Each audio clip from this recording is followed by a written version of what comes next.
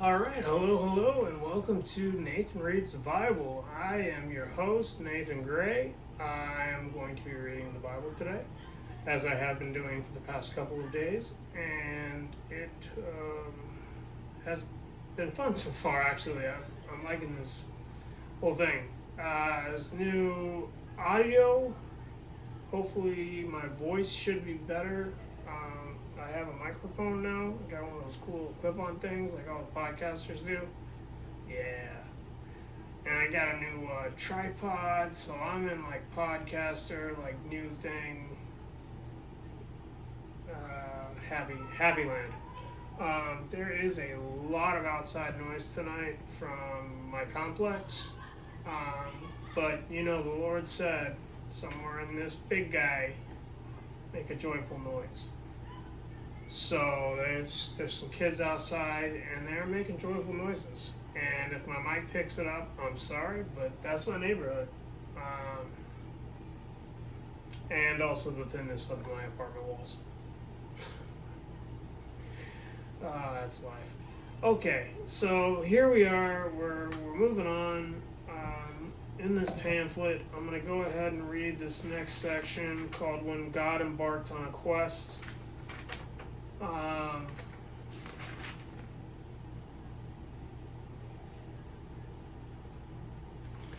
And that's going to lead into the next thing I read tomorrow. But here we go.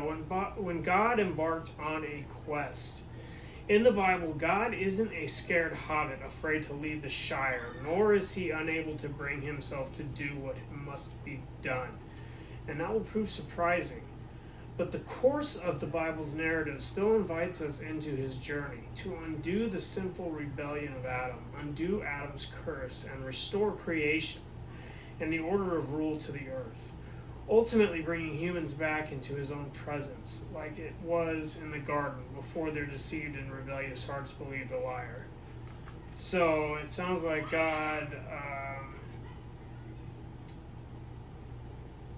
throughout the Bible is trying to get us to stop being so hard-headed and sinful and come back to the pre-sin humanity that we were in the Garden of Eden. But you know, once you try sin, you get into sin. The first step on the journey is a total reset. Through the flood of Genesis 6-9, God hits a giant start over button on the process of creation. He wipes away every vestige of sin and corruption, literally washing the planet clean. He keeps a few righteous humans to start over with, as well as one pair of each kind of animal. In chapter 9, we find a near perfect reproduction of the original creation story. Dry land arises from the water, birds and animals venture out into the world, and finally God reinstates humanity with a commission to rule the earth and fill it as God's representatives. As the readers of the story, we might assume it should work. But as Noah and his sons run smack into more corruption, the story introduces a facet of the overarching problem. Humanity's sin isn't a product of environment, and changing that environment won't make sin disappear. Kind of like in recovery, changing your environment's not going to make you stop being a drug addict or an alcoholic. Bars everywhere, drugs everywhere, it's the same thing. So, you know, you can't change your environment and make sin disappear. I see sin as, okay, I'm from like the video game age, so I see sin as like these like stains that have accrued on me as I go through the day. It's probably the wrong way to see things, but I see it as like a paint splash, like some protester came out and splashed me with paint and said, I get sinned. And that I've got all these paint splashes on me at the end of the day, and I need to clean myself off. And that's when I pray to God. And I get that bath. I get that bath from all of my daily sinning, which I try to keep to a minimum. I really do now. Yeah, that's that on that. Okay, so you can't change your place and change your sins. And like I said, God wipes every vestige of sin and corruption away. Now, he did this with the flood, but that's what he does when you ask him for forgiveness. It's kind of like the flood is kind of like, in my opinion, not reading this, it's like a euphemism for what he does when he comes into your life. He floods out all the sin and the terrible human traits that we have, and it makes it to where the only thing that wants to burst out of you, or at least for very, very, very heavily Christian people, they're so full of God that it's just bursting at the seams from them. You can see it in everything that they do. They're godly people, and that's something to strive to be. It's something to strive to be known. Maybe not necessarily as godly, but to strive to be known as somebody who's straight up. That's important. Okay. So, God came and he washed the planet clean. And he kept a few righteous humans. As the readers of the story, we might assume it should work, but as Noah and his sons ran smack into more corruption, of course, this is, okay. We're back to that. Changing the environment doesn't make things. In fact, all of humanity gathers together at Babel in high-handed rejection of God's sovereignty. God takes the failure of Noah and his sons, as he took Adam's before, in stride. Though readers may understandably be tempted to believe that the promise God made to Adam and Eve about a coming deliverer could be fulfilled with each new character who steps into the story, God's prepared for the long game, as it were, for the quest to stretch on through the years. And that's why in Genesis 12, when God calls a single person Abraham, we buckle in for the long haul. God promises to bless Abraham in much the same way he intended to take care of the first humans. His promise comes without gimmicks or fine print. God shows love and blessing to Abraham without any further requirement than he simply follow. His promise to Abraham sounds like both the blessing of creation and recreation after the flood, and hints at the fulfillment of the promise to undo all that had been broken. The story of God's relationship with Abraham plays out over several chapters in Genesis. At each juncture, God offers Abraham opportunities to respond to his loving protection by trusting him and carrying out blessing to the world around him.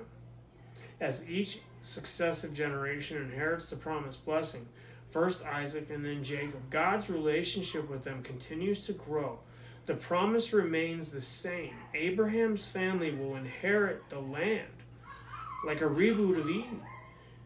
So this is like God's restart. Like it said, it's his restart button. He's restarting with Abraham's family instead of Adam's. So it kind of makes me wonder where Adam's family goes. Oh, maybe they were all destroyed by the... That's why I got to read the book. This is why I'm saying you got to read this thing at least once in your life. The promise remained the same.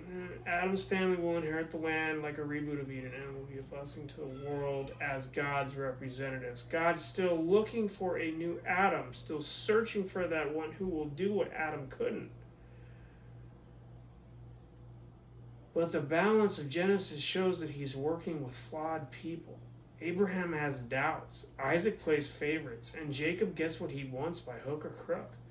And then Jacob's sons doubt. play favorites and get what they want, ultimately selling one of their own brothers into slavery. But despite all of their flaws and failures, God is showing people who He is. His ongoing commitment to His creation, expressed in His forgiveness and grace as subsequent characters in God's story, continue in Adam's failure. Throughout the lives of the patriarchs, the problem that became evident after the flood surfaces again. No matter how faithful God is to His promises, no matter how far out of His way He goes to show compassionate care and provision, no matter how many times He proves the depths of the well of His forgiveness and patience, the human heart will always wander into rebellion. That is sad. But in the midst of the repeated failures in Genesis, we do get glimpses of humanity functioning the way God wants it to. Abraham demonstrates incredible faith in trusting the life of his son to the God he serves, when he goes to offer Isaac on the altar at Moriah. Later, Joseph trusts God implicitly, even when it means constant suffering. And when given the chance to leverage power and position against the brothers who wronged him, Joseph chooses to trust God and forgive instead. That is some hard stuff.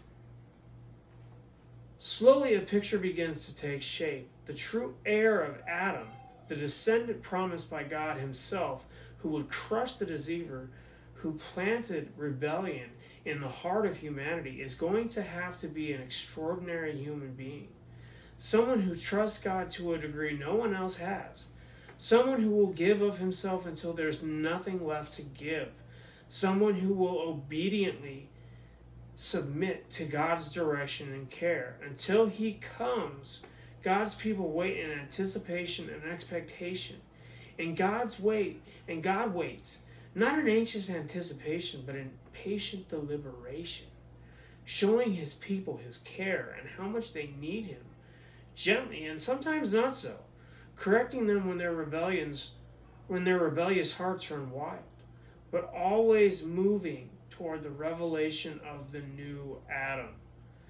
The opening book of the Bible not only sets the scene, paints the problem, and introduces us to the hero on his quest, but it also starts giving us clue to how the story will eventually play out.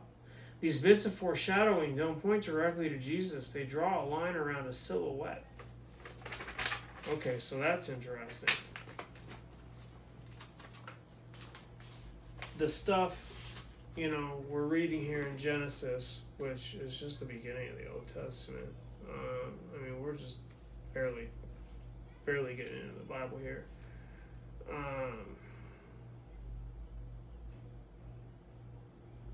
I'll just say there's a lot more to it. I am going to skip the book that's mostly about who begat who and how long they lived. That'll come when it comes. Right now, we're going to get right into chapter 6. And I'm going to read it right through chapter 12. And if you aren't strapped in, get strapped in, because there is some interesting stuff ahead. Chapter 6, the flood. When men began to increase in number on the earth, and daughters were born to them, the sons of God saw that the daughters of men were beautiful, and they married any of them they chose. Then the Lord said, "My spirit will not contend with man forever, for he is mortal. His days will be 120 years. Now, I haven't read the rest of the Bible, besides bits and pieces, but this has to be one of the weirdest verses that you come across here. He's talking about here,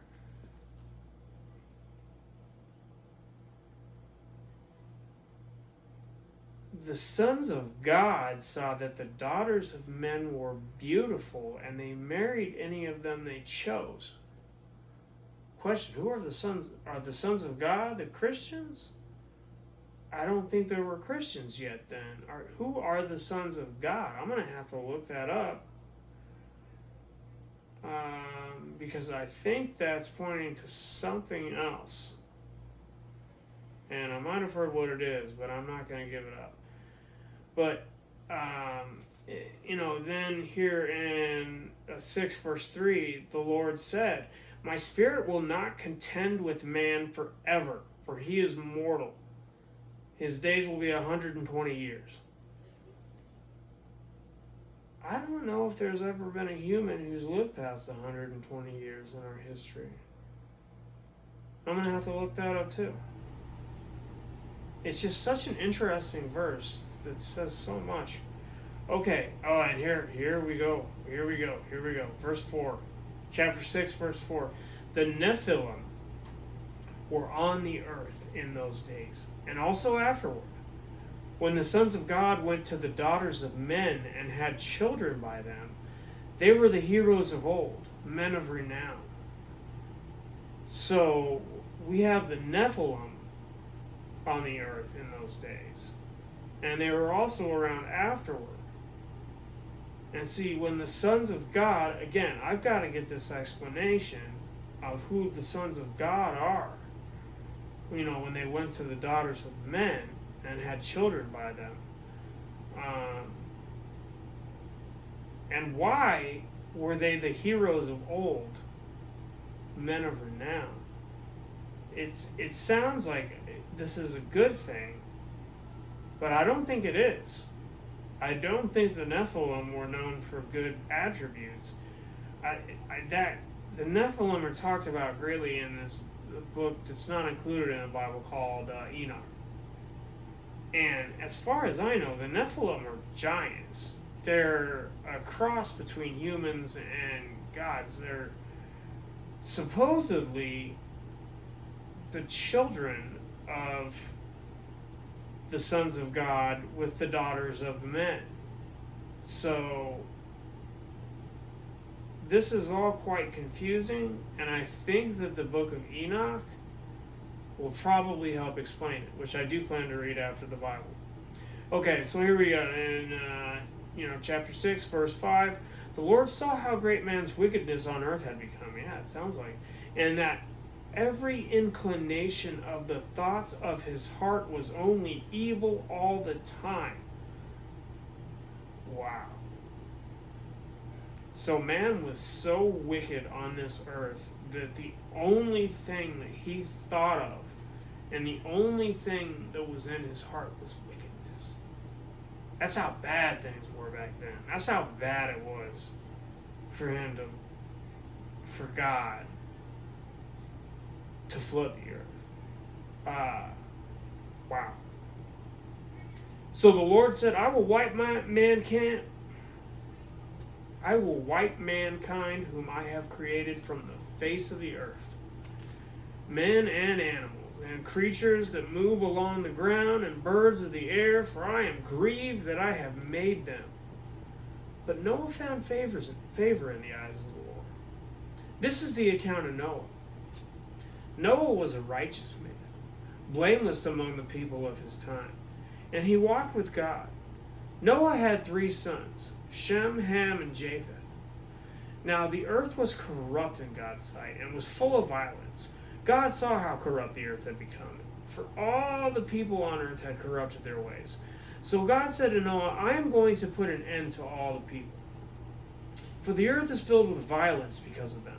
So he's really mad about how violent humans had become.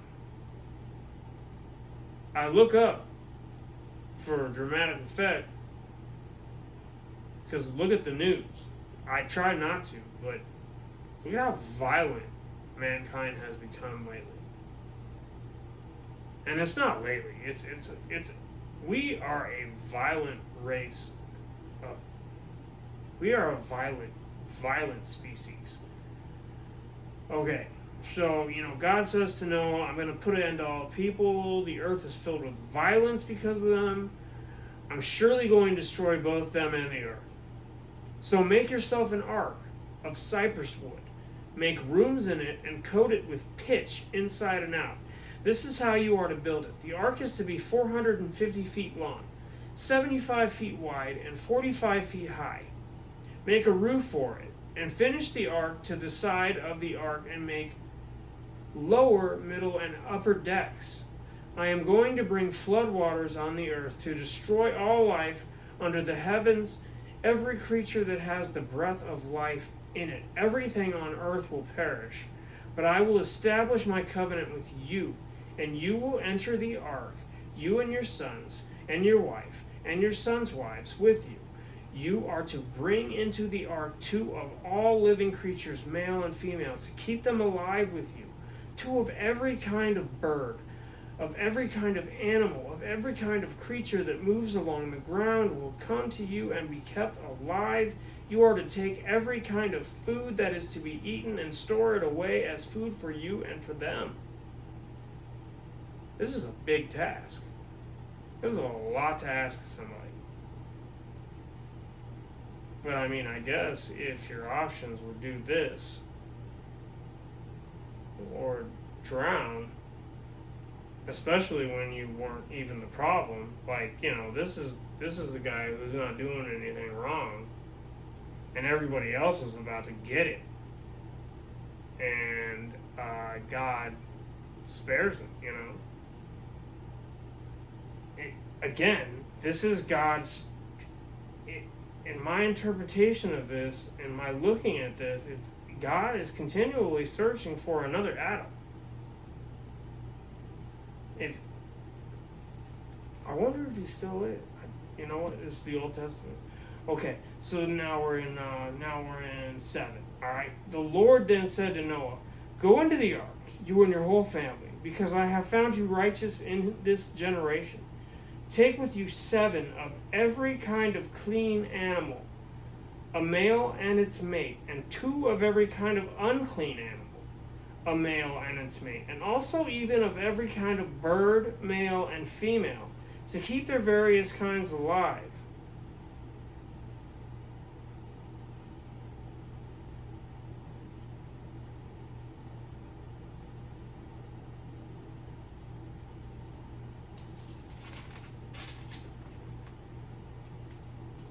Throughout the earth. 7 days from now, I will send rain on the earth for 40 days and 40 nights, and I will wipe from the face of the earth every living creature I have made. And Noah did all that the Lord commanded him. Noah was 600 years old when the floodwaters came on the earth.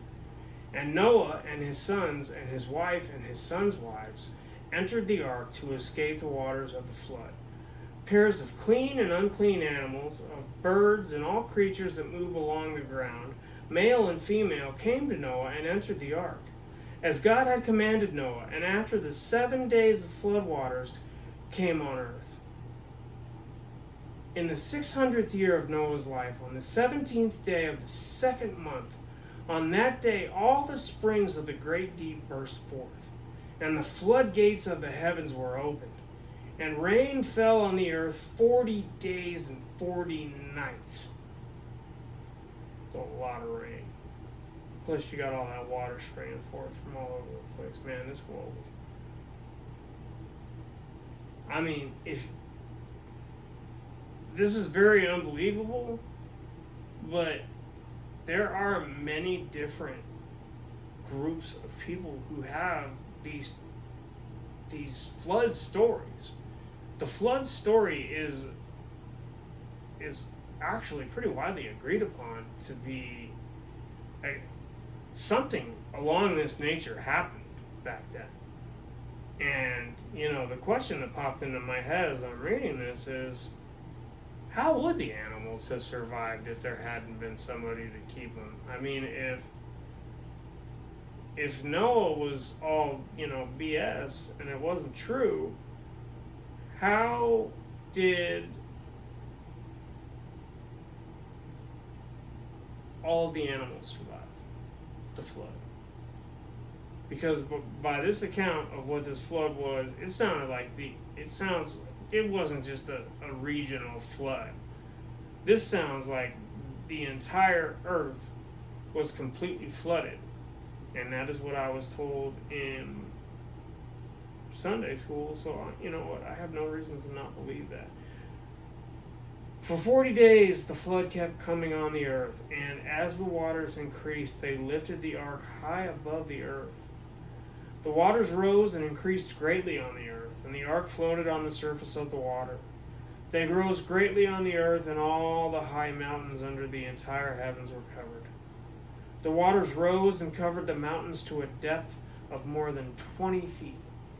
Every living thing had moved on the earth perished: birds, livestock, wild animals, all the creatures that swam over the earth, and all mankind. Everything on dry land that had the breath of life in its nostrils died. Every living thing on the face of the earth was wiped out. Men and animals and the creatures that move along the ground and the birds of the air were wiped from the earth. Only Noah was left, and those with him in the ark. The waters flooded the earth for 150 days. 5 months.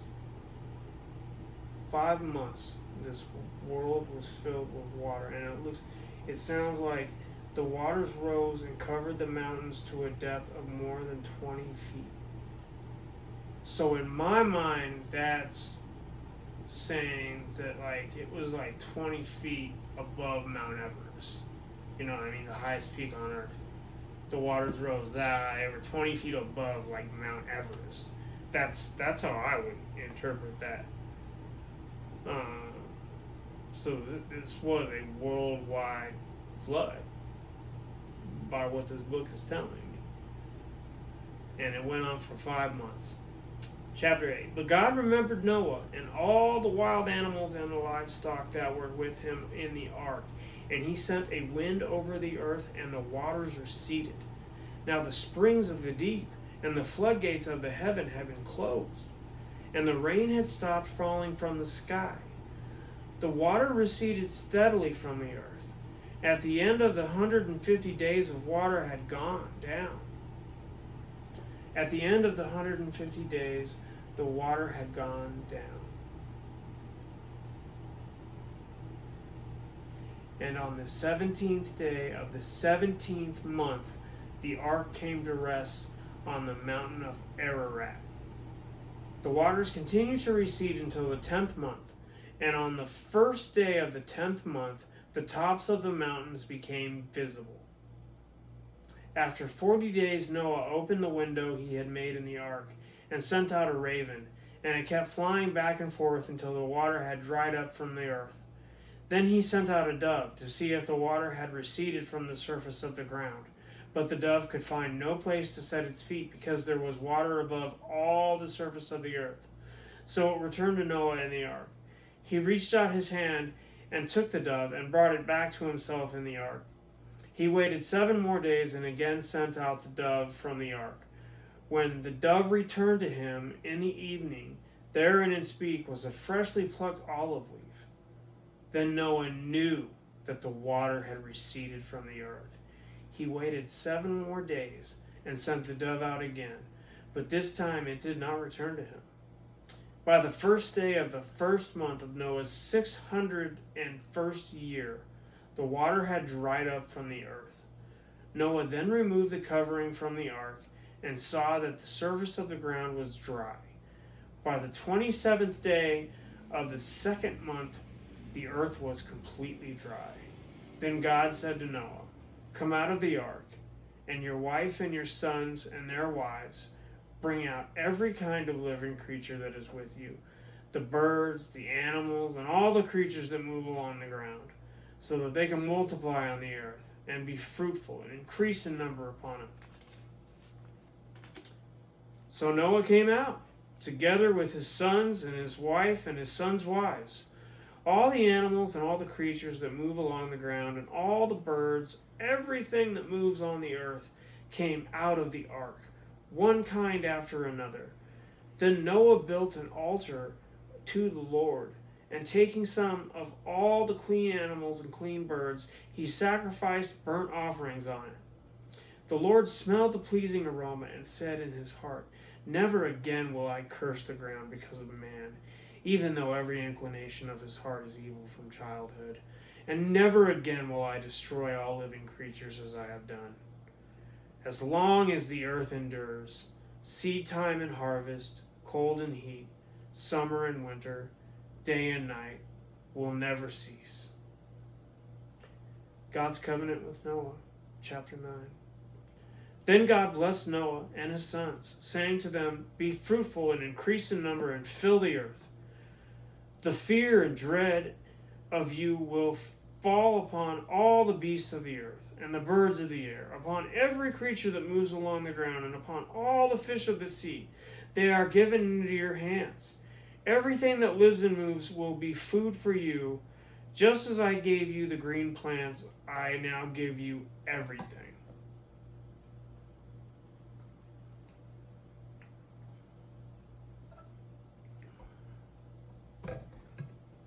So, it sounds to me like they were almost vegetarians prior to this. Because now God's saying, you can eat whatever you want. You can eat the animals. And, just as I gave you the green plants, I now give you everything. Oh. But you must not eat meat that still has its lifeblood still in it. Wait a minute. But you must not eat meat that has its lifeblood still in it. And for your lifeblood I will surely demand an accounting. I will demand an accounting from every animal, and from each man too. I will demand an accounting for the life of his fellow man. Whoever sheds the blood of man, by man shall his blood be shed. For in the image of God has God made man. Well, whoever sheds the blood of man, by man shall his blood be shed. You got to be careful. We got, there is so much stuff going on in the world today. This big guy right here. This is where the truth is. For in the image of God has God made man. We were made in the image of God. All of us. All of us humans on earth here. We were all made in the image of God. Remember that when you look at yourself in the mirror. As for you, be fruitful and increase in number. Multiply on the earth and increase upon it. Then God said to Noah and to his sons with him, I now establish my covenant with you, and with your descendants after you, and with every living creature that was with you, the birds, the livestock, and all the wild animals, all those that came out of the ark with you, every living creature on earth. Establish my covenant with you. Never again will all life be cut off by the waters of a flood. Never again will there be a flood to destroy the earth. 12. And God said, this is the sign of the covenant I am making between me and you and every living creature with you, a covenant for all generations to come. I have set my rainbow in the clouds, and it will be the sign of the covenant between me and the earth. Whenever I bring clouds over the earth and the rainbow appears in the clouds, I will remember my covenant between me and you and all living creatures of every kind. Never again will the waters become a flood to destroy all life. Whenever the rainbow appears in the clouds, I will see it and remember the everlasting covenant between God and all living creatures of every kind on earth. So God said to Noah, this is the sign of the covenant I have established between me and all life on earth. The rainbow. Every time I see one, I get happy. You get happy when you see a rainbow. Why do you get happy when you see a rainbow? I don't know. Maybe it's innately put into us that we see the rainbow and it reminds us that God is never going to flood the earth again. It might be, or it might just be a really pretty thing to see in the sky.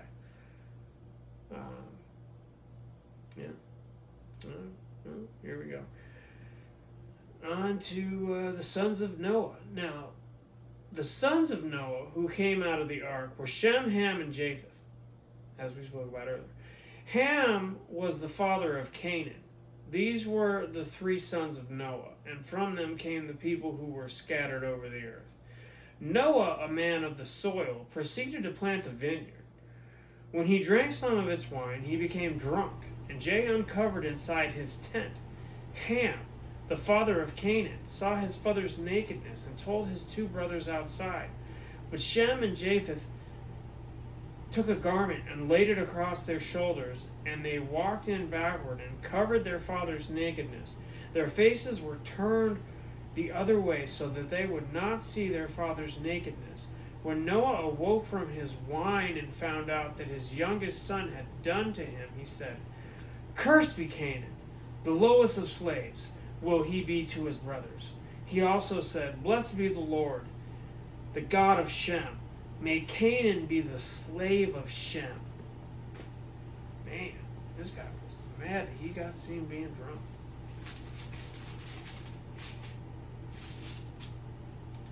May God extend the territory of Japheth. May Japheth live in the tents of Shem, and may Canaan be his slave. After the flood, Noah lived 350 years. Altogether, Noah lived 950 years, and then he died.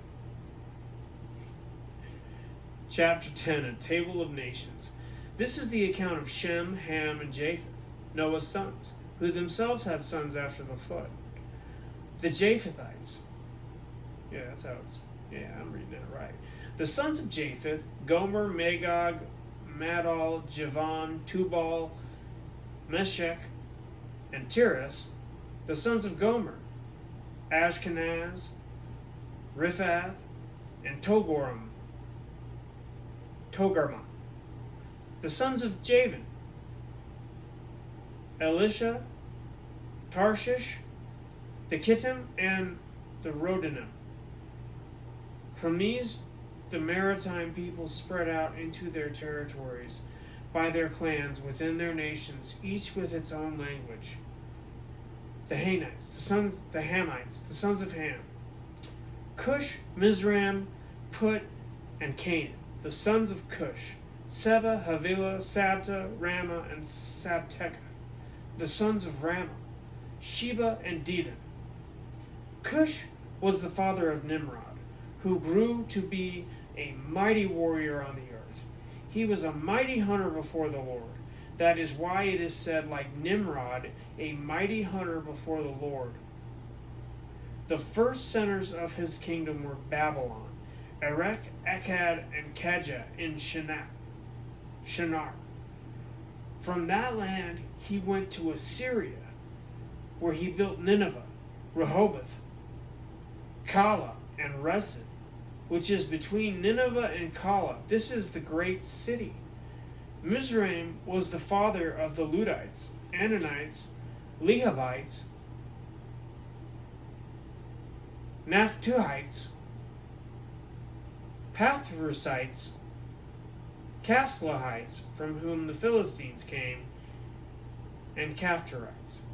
Canaan was the father of Sidon, his firstborn, and of the Hittites, Jebusites, Amorites, Girgashites, Hivites, Akites, Sinites, Arvadites, Zemarites, and Hamathites. Oh, Canaan sure did become fruitful. Later the Canaanite clans scattered, and the borders of Canaan reached the Sidon toward Gerar as far as Gaza, and then toward Sodom, Gomorrah, Admah, and Seboam, as far as Lasha. These are the sons of Ham by their clans and languages and their territories and nations. The Semites' sons were also born to Shem, whose older brother was Japheth. Shem was the ancestor of all the sons of Eber. The sons of Shem: Elam, Asher, Arphaxad, Lud, and Aram. The sons of Aram: Uz, Hul, Gether, and Meshech. Arphaxad was the father of Shelah, and Shelah the father of Eber. 2 sons were born to Eber. One was named Peleg, because in his time the earth was divided. His brother was named Joktan. Joktan was the father of Almodad, Sheleph, Hazarmaveth, Jemra, Hadoram, Uzal, Dikla, Obal, Abimael, Sheba, Ophir, Havilah, and Joab. All these were the sons of Joktan. The region where they lived stretched from Mesha towards Sephir, all in the eastern hill country. These are the sons of Shem by their clans and languages, in their territories and nations. These are the clans of Noah's sons, according to their lines of descents, within their nations. From these, the nations spread out over the earth after the flood. Okay, I said I was going to read until chapter 12, but I am not. I am going to stop right here, because right now coming up is the Tower of Babel. And the Tower of Babel is a whole new story. And we just got done with a story. Boy, oh boy, the flood was a story. You got to think about all these different things that were going on here. I mean, we started out with the Nephilim and the sons of man, and if I wasn't using my phone to record this, I would get on it right now and look up what this. Where's my iPad? I'm not going to do that right now. You know what? I'm going to close this out. It's Friday. It's Friday night. I, of course, don't have any plans because I don't go out. That's one of my things.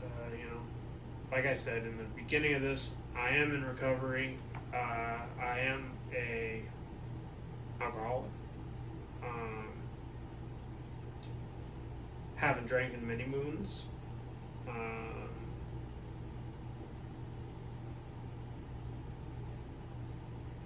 There's been a slip in the process, but it's been over 22 months of sobriety. It's one slip now. But I don't like to take away the amount of months previous to the slip, because I believe that those months were important. And I know a lot of people in recovery will freak out about it and not really. I don't really consider myself 22 months full sober. I consider myself 3 months sober after the slip, but I've built a good amount of sober time in my recovery, and I'm good enough at it now to where I don't think we're going to have any more slips. So that was a personal note. If you would, please keep me in your prayers, so that I am a better human. As I keep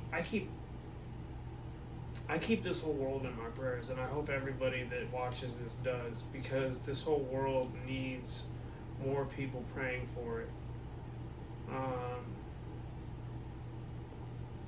It just feels like every day there's a new need. Sometimes I stop right in the middle. I'll be watching something and I'll stop right there and then and just start praying. Just help this person, Lord. Please, God, this person's doing the right thing. This person's being hurt. This person, dear Lord, please just help them. I will say prayers like that all day long. Because another thing that we have in the city of Phoenix is a lot of homeless. There's a lot of people that are on the streets, and you drive by them and you just say, help them, God. Please help them find a light. Please help them get off that street, because it's no fun. It's no place to be. But let's finish this on a positive note. Positive note. Good news. I will hopefully be transferring very soon from Southern New Hampshire University to National University, and I want to have that in prayer, because I'm going over to National University to do the paralegal program and get an American Bar Associated bachelor's degree in paralegal work. So that's something that I have always, the law is something I've always been interested in, always wanted to be a lawyer. I don't know if I'll ever be able to become a lawyer, but with this bachelor's degree here in Arizona, you can get another accreditation and you can actually practice law. I don't think people will be lining up at your door for it, but you could probably put together documents and stuff like that with it. So this would be a big step up in my life. So all the prayer out there is extremely thank you. Everyone who says a prayer for me, thank you from the bottom of my heart. I thank God from the bottom of my heart for making it this far in my life. I thank God from the bottom of my heart for my new tripod and my microphone, and I hope it makes the podcast better, and I hope this just gets smoother and better every single day. With that, I have to say happy Friday. Sorry this is late. I had things I had to get done earlier. Goodbye. Thanks for watching.